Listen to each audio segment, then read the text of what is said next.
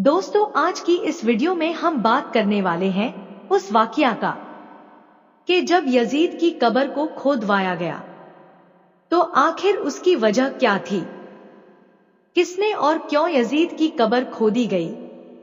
यह वाकया यजीद की वफात के कितने साल बाद पेश आया।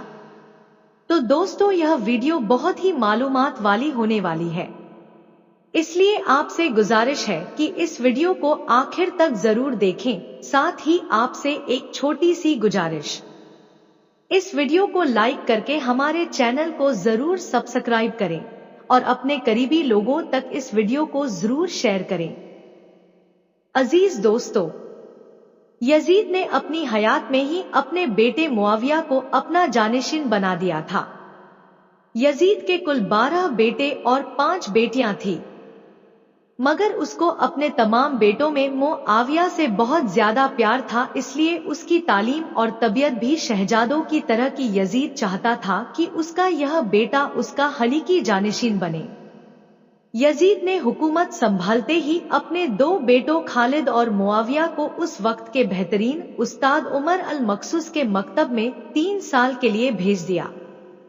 शेख उमर अल मकसूस भी जानते थे कि यजीद का जानिशीन मुआविया है, इसलिए उसकी तरबियत पर खूब मेहनत की। 61 हिजरी में जब वाकया करबला पेश आया तो शेख अल मकसूस को बहुत तकलीफ पहुंची, चुके आपका दिल मोहब्बते अहले बैत से तड़पता था, इसलिए आपने यजीद के इन दोनों बेटों को अजमते अहले बैत खूब रोशनास करवाया।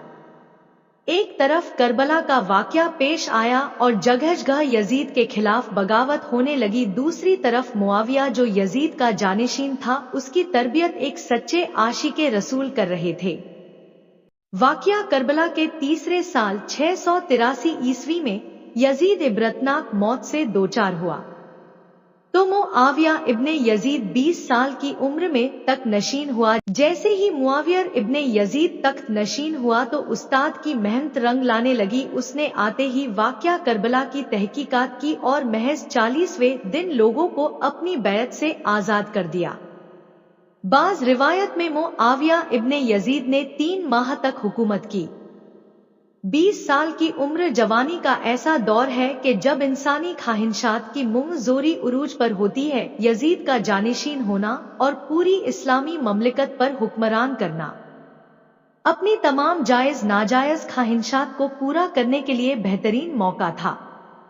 मुआविया बिन यजीद ने तख्त पर बैठते ही वाकया करबला की तहकीकात की और हालात का बहुत ही बारीक बिनी से जायजा लिया। जब उसने देखा कि मेरे बाप ने इस्लाम और मुसलमानों को किस कदर अजीम नुकसान पहुंचाया है, तो उसने महसूस किया कि वह एक दोराहे पर खड़ा है कि हुकूमत की बाग डोर थामे रहे और जुल्मों सितम और ऐशो इशरत का बाजार गर्म रखें, या तख्तो ताज को छोड़ दे और अपने आप को इन हवलनाक गुनाहों और उनके दर्दनाक अजाब से दूर रखें। बिलाखिर उसने फैसला कर ही लिया। उसका फैसला उन सच्ची तालीमात और उस ईमान के तुफैल ही मुमकिन हुआ जो उसके रगोपे में शामिल हो चुका था। उसने एक अज़्मे रासिक के साथ हुकूमत के उहदेदारों और अवाम को मस्जिद में जमा किया और फिर खुद मिंबर पर जा बैठा।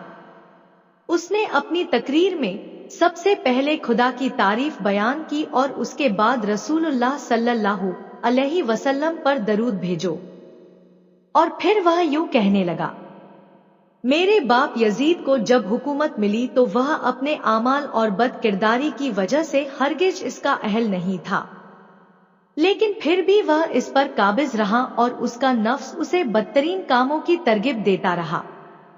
वह अपने बुरे कामों पर भी फख्र करता था और उसने खुदा की बताई हुई हुदूद से तजावुज किया। रसूलुल्लाह सल्लल्लाहु अलैहि वसल्लम की औलाद पर उसने बदतरीन मजालिम ढाए, लेकिन उसकी हुकूमत की मुद्दत बहुत ही थोड़ी थी और बहुत जल्द उसकी शर्मनाक जिंदगी का खात्मा हो गया और आज वह अपने अमल के हिसाब किताब में उलझा हुआ होगा।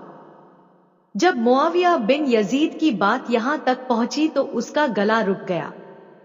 काफी देर तक बुलंद आवाज से रोता रहा और उसके बाद वह दोबारा लोगों से हम कलाम हुआ। उसने कहा, ए लोगों, मैं तुम्हारे गुनाहों का बोझ अपने कंधों पर नहीं उठा सकता और ना तुम्हारी दोस्ती का तौक अपने गले में डालूंगा।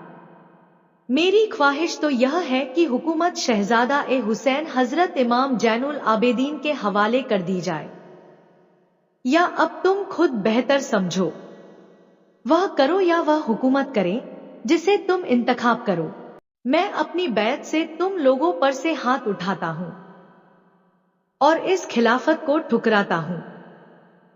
मुआविया बिन यजीद के इन जुमलों ने महफिल में एक तूफान बर्पा कर दिया। फिर मुआविया बिन यजीद मेंबर से उतर आया। उसकी मां व दिगर अजीजों अकरीब आए तो देखा कि रोए जा रहा है, तो उसकी मां ने कहा, काश तुम हैस का चीथड़ा ही होते और मैं तुम्हारी खबर ना सुनती।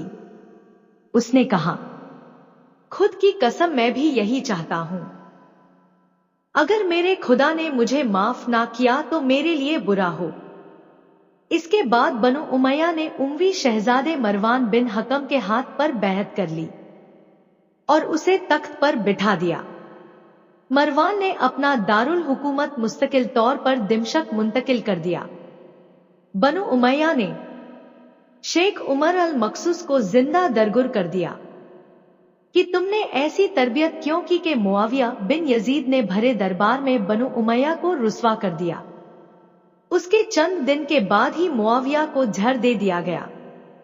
684 ईस्वी से 685 तक मरवान बिन हकम ने हुकूमत की। फिर उसकी वफात के बाद मरवान के बेटे अब्दुल मलिक ने 650 से 705 तक एक तवील अरसे तक हुकूमत की। फिर 705 ईस्वी से 715 तक अब्दुल मलिक के बेटे वलीद ने हुकूमत की।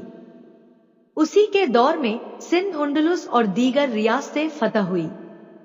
उसी के दौर में शहजादा हजरत इमाम जैनुल आबेदीन को झर दिया गया।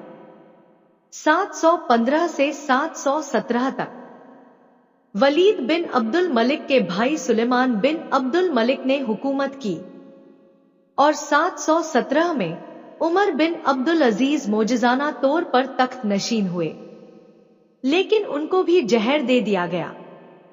720 से 724 तक वलीद बिन अब्दुल मलिक और सुलेमान बिन अब्दुल मलिक के भाई यजीद बिन अब्दुल मलिक ने हुकूमत संभाली। उसके बाद हिशाम बिन अब्दुल मलिक, वलीद बिन यजीद, यजीद बिन वलीद, इब्राहिम बिन वलीद और मरवान बिन मोहम्मद ने बिल तरतीब हुकूमत की और 750 ईस्वी में बनु उमैया की हुकूमत का तख्त बनु अब्बास ने पलट दिया। बानो उमैया का आखिरी हुक्मरान मरवान सनी एक इंतहाई सुस्त और डरपोक हुक्मरान था, जिसे अबू मुस्लिम खुरासानी के हाथों शिकस्त खाई और यूं बनु अब्बास की हुक्मरान शुरू हुई। तारीख की किताबों में दर्ज है कि अबू मुस्लिम खुरसानी ने बनु अब्बास के अबू जाफर अल मंसूर और उनके भाई अब्दुल अब्बास अल सफ़ाह को हुक्मरानी सौंप दी। इसी तरह बनु अब्बास के पहले हुक्मरान अब्दुल अब्बास ने आते ही बनु उमैया का नामो निशान मिटाने की कसम खाई। बहुत से लोगों को कत्ल कर दिया गया और करबला के वाकया में मुलव्विस तमाम किरदारों की कब्रें खोली गई। इसी तरह बनु अब्बास के हुक्मरा अबुल अब्बास अल सफ़ा ने यजीद की कब्र को भी खुदवाया और यह काम उसने अपनी निगरानी में करवाया।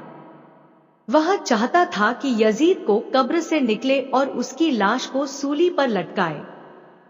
चुनांचे यजीद की वफात के 65 साल बाद उसकी कब्र को उस वक्त के हुक्मरान अबू जाफर और अब्दुल अब्बास की निगरानी में खुदवाया गया। लेकिन जब कब्र को खोला गया तो सब यह देखकर हैरान रह गए कि उसमें लकड़ियों की राख, बदसूरत कुत्ते और एक अजदहे के सिवा कुछ ना था। अल्लाहु अकबर। अल्लाह पाक से दुआ है कि वह हमें गुनाहों से बचने और नेक अमल करने की सादत मरहमत फरमाए।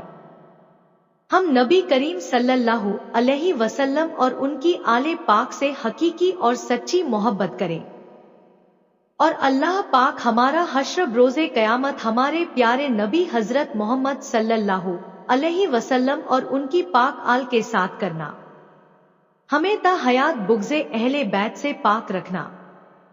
اللہ پاک ہماری دعائیں قبول فرما لے۔ کمنٹ باکس میں آمین لکھنا مت بھولیے گا۔